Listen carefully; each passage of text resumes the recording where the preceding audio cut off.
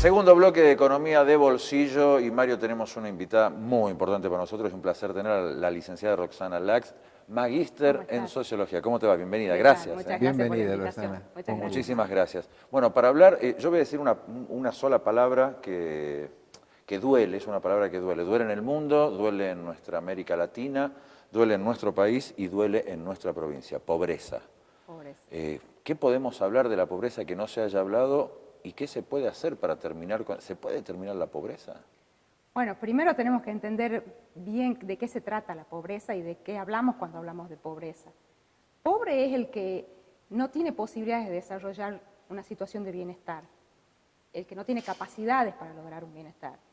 Y la pobreza es un estado de carencia, es decir, la pobreza es algo a lo que no puedo llegar y que como una persona humana debo llegar, debo desplegar esas potencialidades, pero no puedo llegar.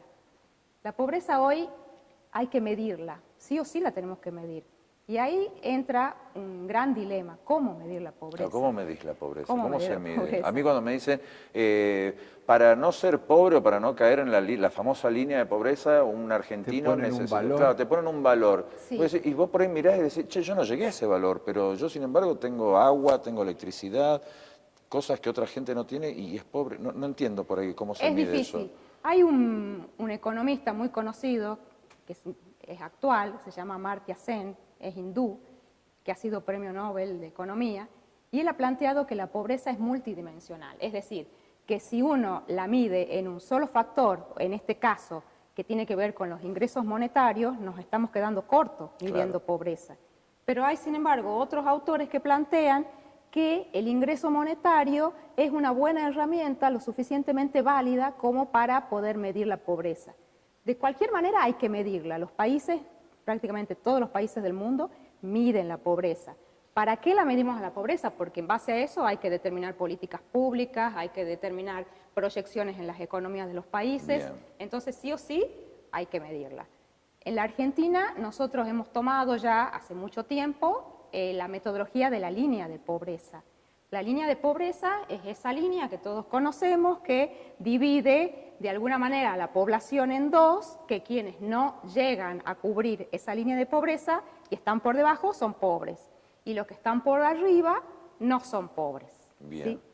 Ahora, dentro de la pobreza, a la vez, hay extrema pobreza, soy más o menos pobre, muy pobre, no pobre. Está el concepto de los indigentes. Exactamente. ¿Cómo se mide abajo de esa línea? ¿Qué más hay? Esa misma línea que está dada por la canasta básica total, que es la que nos mide la pobreza, que ya lo vamos a aplicar más profundamente enseguida, tiene otra línea por debajo, que es la canasta básica alimentaria, que es lo que me deja por debajo a lo que vos decís, Mario, son los indigentes. Esos están, lógicamente, en una situación mucho peor que el que está apenas por encima. De todas maneras, ese indigente es un excluido social prácticamente. Claro. Pero ahí hay que empezar a tratar de entender otros conceptos. El que llega a esa línea de la indigencia solamente le alcanza para comer. Es la canasta básica alimentaria. En realidad, hay mucho para criticar este concepto, esta medición de la línea de pobreza, porque si hoy la línea de pobreza son 20.000 pesos y yo hoy gano 19.990, soy pobre, pero probablemente el mes que viene, por un ítem o por algo más que yo he logrado y gano 20.100, ya no soy pobre. O sea, es un concepto muy dinámico, pero ¿qué soy? No modifica sustancialmente la situación. Claro, claro. ¿Se sabe con exactitud? Porque digo, muchas veces los políticos utilizan a los pobres o a las mediciones de la pobreza para decir en su gobierno hubieron tantos pobres, en el mío no, o no, sí en el tuyo. ¿Se sabe cuántos pobres hay? ¿Cómo está la pobreza hoy en la Argentina, en nuestra provincia? Bueno, exactamente. Al día de hoy no tenemos información porque la tenemos el último semestre del 2017. En realidad, lo que estamos hablando acá es a partir de utilizar los datos del INDEC, es decir, las estadísticas oficiales de nuestro país.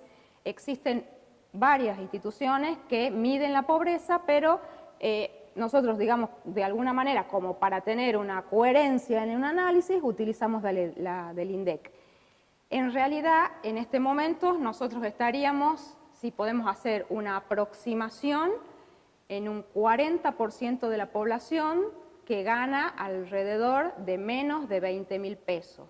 Pero tenemos que estar seguros, ese dato va a estar aproximadamente en un mes, de una estadística que surge de la distribución de ingresos en el país, cuántos son efectivamente los hogares que están por debajo de ese número. Si nosotros hacemos hoy una aproximación, probablemente nos dé alrededor del 35%. 35% de la población de Argentina. Casi 4 de cada 10 argentinos. Sí, al dato exacto todavía no lo tenemos oficialmente. Pero es más o menos. Pero es alrededor del 35%. Pero van para ahí. Nos vamos a meter en el tema. Sí, me gusta conversar de esto. ¿Qué otros datos nos trajiste para que veamos, para que aprendamos, para que sepamos? Porque la gente, perdón, porque la gente, digo, por ahí tiene que tener en claro de qué estamos hablando, porque es muy común que se tiren datos, se tiren cifras, y uno dice, ¿pero de qué están hablando? No entiendo de qué están hablando. Bueno, ¿de qué hablamos cuando hablamos de pobreza en nuestro país? Que nosotros todo el tiempo vemos en los diarios que la línea de pobreza está en tal valor. Hablamos de un elemento estadístico que es el que mide la línea de pobreza, que se llama canasta básica. Bien. Entonces, nosotros en nuestro país medimos la canasta básica a partir de una conformación de una canasta alimentaria, ¿sí?, que tiene requerimientos nutricionales en base a una determinada cantidad de calorías para un adulto varón entre 30 y 60 años. Es lo que se denomina el adulto equivalente. Entonces, en base a esa canasta que ya está elaborada para esta persona, empezamos a hacer un listado que ya está especificado y que quiero aclarar que para Tucumán hay una canasta propia. Ese listado especificado hace que todos los meses vayamos a medir cuánto cuestan esos ingredientes, podríamos decir, componentes que tiene la canasta, y vamos sumando y decimos, para este mes, para el mes de julio, que es el que estamos manejando ahora, los elementos que componen la canasta suman 2.627 pesos. Eso es para una persona de 30 a 60 años. 60, solamente comer. Comer, claro, porque también uno habla de eso, ¿no? La vida no es solo comer, hay que vestirse, hay que estudiar, el esparcimiento es parte de la vida. Exactamente. Solamente comer le cuesta a una persona, 2.627 le costó en realidad en julio. pesos en el mes de julio. Sí. Ahora, como yo solamente no vivo de comer, esa canasta implica una corrección, una multiplicación, que es a partir de lo que estadísticamente se denomina la inversa del coeficiente de Engel, y esa multiplicación me va a permitir hacer una proyección de cuánto más voy a gastar y que tiene que ver con el transporte, con gastos referidos a salud, pagos de servicios, sí, todos los servicios que nosotros tenemos, y esa multiplicación me va a dar el valor de la canasta básica total para una persona, ¿sí? Y ese valor para una persona es de 6.515. O sea, de 2.000 saltó a 6.000. Claro, porque la multipliqué para que me incluya para ahí los bienes y los servicios que no son estrictamente alimentarios. Entonces, a partir de ahí, yo tengo el valor para ese adulto equivalente del que estábamos hablando recién, ¿sí? ¿Qué tengo que hacer? Multiplicarla por cuántos miembros hay en la familia. No, si son 4 miembros, no la multiplico por 4, esto es bastante técnico, la multiplico a partir de una tabla en donde yo puedo decir que si esa familia tiene dos chicos y una persona más. Y una persona son una referencia a cuánto de adulto equivalente tengo, que es el hombre, se supone que es el papá, ¿sí? Que puede tener entre 30 y 60 años, y a partir de ahí, bueno, una niña de 8 años es el 70% de adulto equivalente, la mamá es un tanto de porcentaje de adulto equivalente, entonces lo multiplico. Y ahí tengo varias opciones de acuerdo a la cantidad de miembros que tenga esa familia, ¿no es cierto? Entonces, ¿qué es lo que vamos a decir?